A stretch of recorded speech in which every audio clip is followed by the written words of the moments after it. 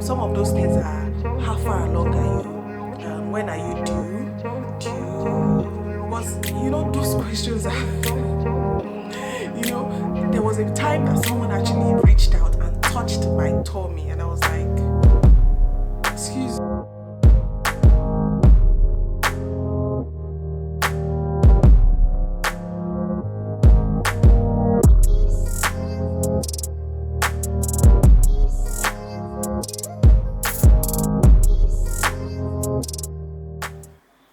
Hey guys, welcome back to my channel. If you're new here, thank you for stopping by. My name is Kemi and I'm a content creator coming to you from Winnipeg, Manitoba, Canada. If you're a returning subscriber, my returning subscribers, it's been a while I've done this. Like, I've been itching. It's been itching. I've been like, it's been a while I've done sit down videos. You guys know how it is, right?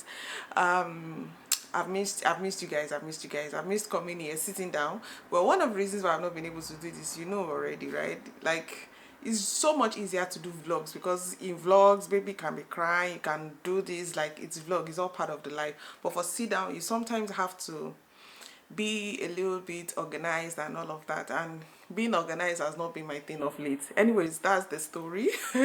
Thank you guys for sticking with me. Thank you so much for your support on my channel. So today I'm going to be sharing some heart-to-heart information with you. I just wanted to share like some of my experiences, or my experience having a baby here in Winnipeg, Manitoba, Canada. Let's see, how do we do this? I have things written down, but just, oh, by the way guys, this video is going to be in two series, and I just want to talk about my experiences. Should I call it the good, the bad, and the ugly, or just the pleasant and the not so pleasant, or what I liked or what I don't like one of those things. Just choose one, okay? So the first part, I'm going to be talking about the unpleasant ones. I'm just going to be talking about those things I did not really like. I won't call them ugly, or I won't call them those things I hated. No, none of those. It's just some things that it was a bit difficult, right, navigating around. And in the second part, which will come up in another video, I'm going to be talking about some of the absolute favorite things, or some of those things that I loved about having a baby here in Canada. Anyways, yes, so back to today's video. In today's video, let's talk about those moments, okay? All right. Let me say my 9 months pregnancy journey was it was sweet, right? At least the last time I had a baby was 7 years ago. So having a baby 7 years after, like, there are some things I forgot. Like, I forgot how to do some things. Not like forgot. Like, when it came in, it started kicking back in. But my point is that also, because this is a new environment, I had my first child, Fair, which you guys already know, in Nigeria, and here we're in Canada. The system is different, the healthcare setting is different, like so many things are different here. Like, you can relate, so many things are different. So 100 million 1,000 things are different. So the first thing I wanted, so mind you guys, this is my opinion, this is not to discredit anyone's expertise, or this is not to disqualify the health system. This is not to, this is none of those things. This is just my opinion, and this is just me bringing some information that I wanted to take off my chest to you guys, especially if you're here in Canada. I also wanted to get you guys' opinion and know some of you guys' experience also. I think enough of the talk. So the first thing was, let's start from beginning. Being pregnant, first trimester, second trimester. I think usually people say the first trimester of pregnancy is like the worst. When I say worst, I mean like the symptoms, the nausea, all of it. Like, you feel horrible, you feel terrible. And for me, that was also like the most difficult part. Yeah, maybe that's the word. That was the most difficult part of it. And of course, you're working, and you still have to stay on top of your game. You want to be on top of your game. So for me, working, and it was tough because Usually, you know, they say you wait until 20 weeks before you announce. You know, it would have been better if you announce so people know that, oh, that is why you are this way, but that is why you're not that way. So for me, trying to keep up with that, and especially with the sleep in first trimester, guys. Oh my goodness. Guys, I'll be at work and I'll be feeling so sleepy, but you have to stay awake, you have to keep awake. Now I'm just going to be quickly relating this with my first pregnancy. My first pregnancy, I was in Nigeria. If you know, the work culture there was a bit different. Like, you can just put your head somewhere and take a like 10-20 minutes nap. This one, there's nothing like that. You cannot take a 10-20 minutes nap at your work or at your workstation, at your desk, right? So it was really difficult managing all those first trimester symptoms, the sleep, the nausea, the everything, the food aversions, and oh no, it was crazy. So that's one of the experiences that was very hard to navigate, especially as someone who is working and going to work, right? Being able to manage that with your colleagues, obviously because they did not know at that time that I was pregnant, so being able to manage those symptoms and also still being able to, I remember this, that my manager at that time would ask me, are you okay? You know, mood swings as women, as ladies, as you know, also my mood, sometimes when my mood was just, you know, I was the one I was always lively, and then all of a sudden she noticed that I'm just being quiet, I'm not, and she's like, are you okay, this, that, and I'm not able to say, okay, this is it. Anyways, I flooded that too much. So yes, that's one of those things that was difficult to manage. Another thing, guys, that was difficult at that time going to work was there was not so much respect for a pregnant woman. And this is what I'm going to say. Let me explain, guys, before you let me explain. So this is it. I was taking a bus to work. I was going to work through the public transport, and even as at when I was 7 months and it was obvious that I was pregnant, right? And I was taking the bus. You will not believe that even though there's a part of the bus that says that this is a priority sitting area, that if a pregnant woman or someone who is person living with disability comes, you can vacate your seat for them. People are literally just looking at you like this. As in, that's the most annoying part for me. Like, people are looking at you all through those days, like through 6, 7, 8, that it was obvious I was pregnant, that I was on the bus. It was just twice out of maybe 150 days or something. I'm just estimating now.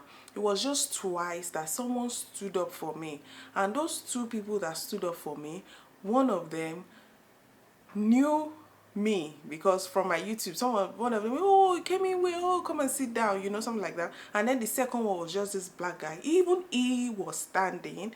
He spoke to someone he knew who was sitting to say, okay, please stand up for this lady. You know,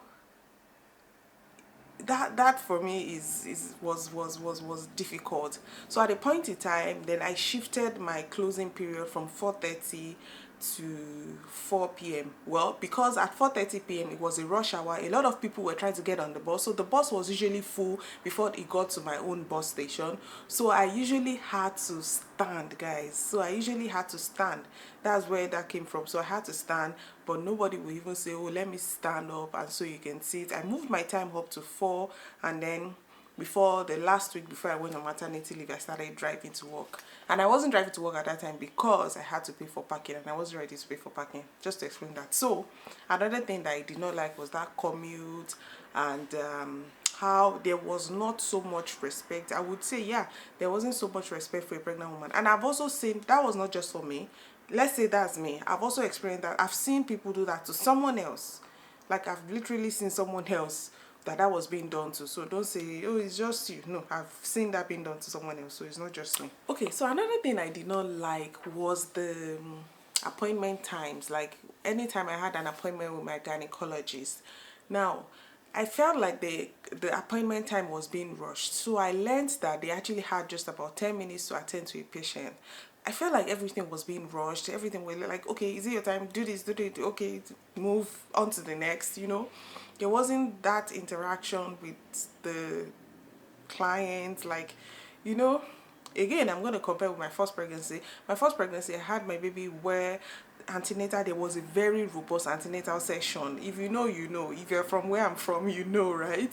From Nigeria, we had antenatal session where you sing, they do, like there was a whole community. It wasn't just like, you could also meet with other pregnant women and speak and just share your experiences, learn from others, you know, all of those. But this one, it was like a checklist. You were a checklist on the, well, actually I understand, because it's also because the gynecologist had a lot of patients to attend to. Someone has made me understand that the gynecologist, these people also have a lot of patients to attend to, and they just have to, you know, they have to keep it going. They have to keep their time to a limited. So that's just one thing I'm gonna say that was not exactly the best, which was the appointment period with the gynecologist. It was like, hello, are you, like, it was a routine. They asked, do you do this, okay, let's check the baby. You check the baby, you on to the next, you know, routine. There was no time for you to, you know, have that interaction. So what I did was that I always asked my questions first, so that my questions are answered before your own 10 minutes is over.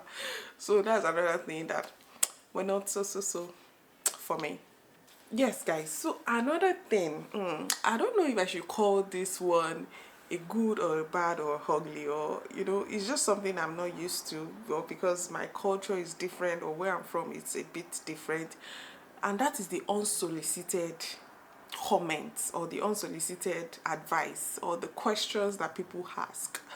Now I know that it's in good faith, they mean it, they don't mean well, or they don't mean, but then I'm saying this is not what I'm used to, because then again, I'm a Nigerian, I'm an African, and asking some of these questions or saying some of these things are not what we're used to. As a matter of fact, they attempt at something else.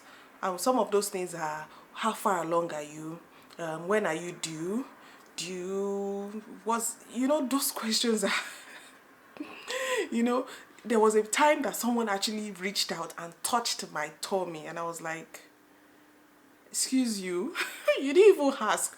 You know, it's okay, it's fine, I know this is where we are now, that's the culture, that's the tradition. They do not mean harm, right? They're just trying to, is in good good spirit, they're just being, you know. And someone actually reached out to, oh, look at you belly. I was like, cry. You could at least ask and say, oh, can I do that, can I? And then people asking, how far along are you? You know, usually for us, you don't ask for the sex of the baby, you don't ask how far along or when are you having a baby. For us, I don't know, well, I get it though, I get it, like, it's like I said, it's all in good faith, and it's all in good, they're just being, you know, being themselves, and just some of those things people ask. But for me, coming from, based on where I'm from, based on my African roots, it's not usually a question you ask a pregnant woman. So I think that's one of the things that I was not so comfortable with. And even sometimes, like when I try to, when someone says what's your due date, and I say so time, and try to hide, and I say, for example, I had my baby in July now, and I say July, they're like, okay, oh, July when? Get the cue, don't you?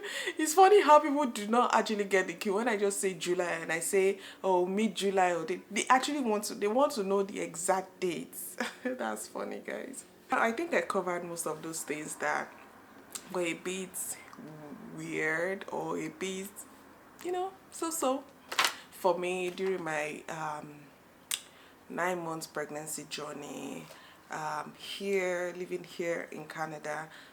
Just to recap, one was working and combining work with pregnancy. It wasn't that easy. You still have to be on top of your game, even though pregnancy was the hormones was a bit was slowing you down a bit. You still had to stay on top of your game, you know, just to keep up with your work. Secondly was transportation. People were not so respectful to me being pregnant, or to other pregnant women, just to excuse their seat so they could sit and all of that.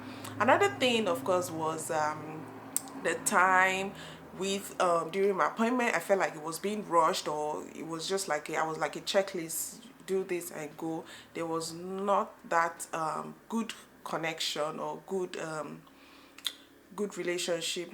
Maybe not relationship, there wasn't that one-on-one time. Yeah, there was a one-on-one time, but it wasn't so in-depth. It was more like a checklist. And the last one, of course, was like people, just people around me, people generally. and it also has a good part to it, which I'm going to be mentioning in the second part of the video, where I'm talking about what I absolutely love, the best part of being pregnant here in Manitoba, Canada. I hope you guys enjoyed this video.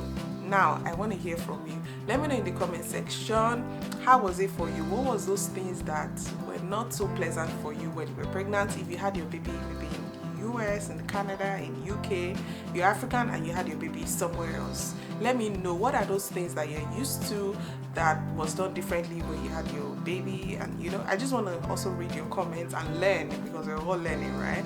Yes, thank you so much guys. I hope you enjoyed this video. Please, if you did, do the needful. Okay, thank you. Please make sure you like, very important, subscribe, drop a comment in the comment section. I want to read from you. Turn on your post notifications if you are yet to, and I'll see you in the part 2. Okay.